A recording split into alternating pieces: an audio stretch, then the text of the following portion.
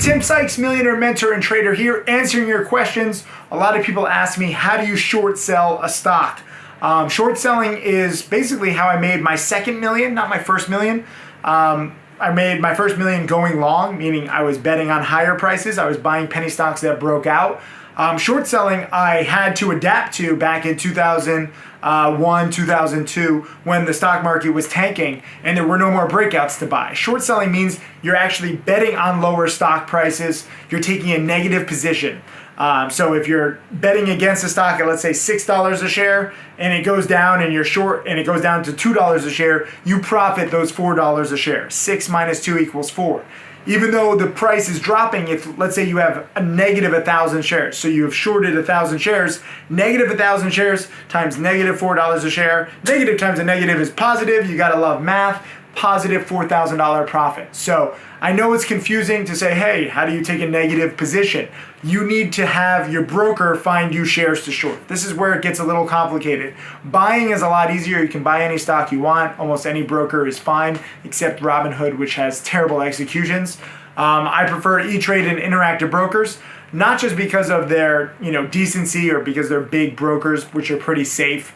They also are pretty good for short selling. So you have to find with your broker the available shares to short of a company in order to take that negative position. So you have to borrow the shares ahead of time or put in the order, and sometimes they can just short it right away.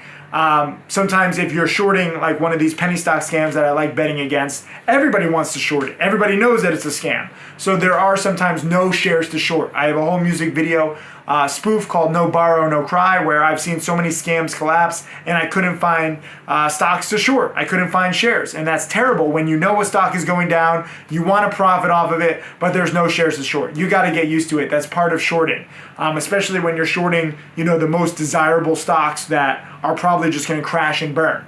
But E-Trade Interactive Brokers are pretty good.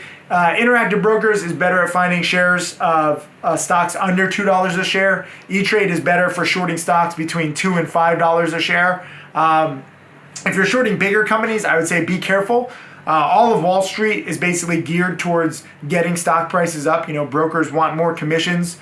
Company insiders want their stocks as high as possible, so they're going to put out, hypey press releases. Analysts are going to give inflated price targets. Everyone's going to say everything's going well, and it might just not. Bear Stearns is a famous example where the day before they went bankrupt, I think it was the CEO or CFO was on CNBC saying everything's fine, trying to calm the market down. Next day, bankrupt.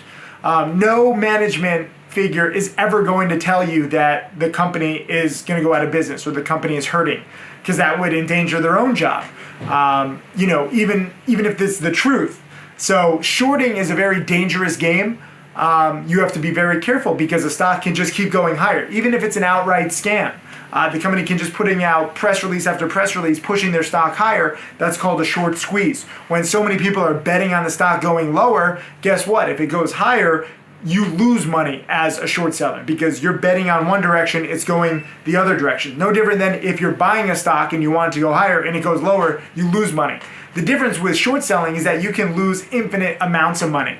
If you buy a stock at, let's say, $5 a share and it goes to zero, you lose your entire investment. You lost $5 a share, nothing is left.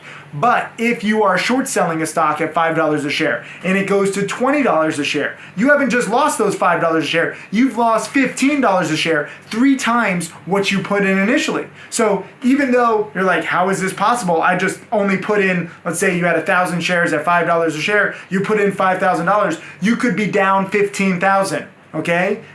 I understand that sounds crazy, but that is what's possible. When you're betting against companies, they can just go up and up and up. What if a stock at $5 a share goes up to 100? This has happened. DRYS happened just a few months ago. It was a terrible, terrible company. It was only lasting for a few days that the big spike happened, but the stock went from 5 to 100. So if you are betting against it at 5 and it goes to 100, you have 1,000 shares, negative position, you are down $95,000 and you only put in 5,000. So you might say, oh shit, I don't have $95,000. So you want to try to close your account. The bank will come after you. The credit cards, the credit bureaus will come after you. You will owe that $90,000. You can try to claim bankruptcy if you want, but that's the risk with short selling. So be very, very careful. Even if I'm shorting a scam, I follow rule number 1, cut losses quickly. I don't let myself lose all my money. I don't let myself lose 90 times my money. I don't let myself even lose 10% of my money. I trade like a castrated choir boy. That's why in some of my videos, you'll hear me talk like this because my balls got chopped off, and that's the best way to short sell. That's how you trade scared. I have no balls, so I have to trade scared. That's how you have to think. People in this room are laughing because they're like, what the fuck is going on? But that's how you have to be to protect yourself. Remember that 90% of traders lose money. And no matter how sure you are that a company is a scam, and even if eventually it goes to zero, it can go up indefinitely. Enron is a good example. Terrible company, eventually went bankrupt, but it was the best stock in the world for several years before its bankruptcy. So never underestimate hype. Never underestimate the cheerleading that goes on Wall Street. Hey, Tim Sykes, Millionaire Mentor and Trader. Thank you for watching my videos. I hope that they help you. I want to share everything that I've learned over the years. You can check out more videos right over there. And also click subscribe so that you can watch all of these videos, get that knowledge, and become my next millionaire student.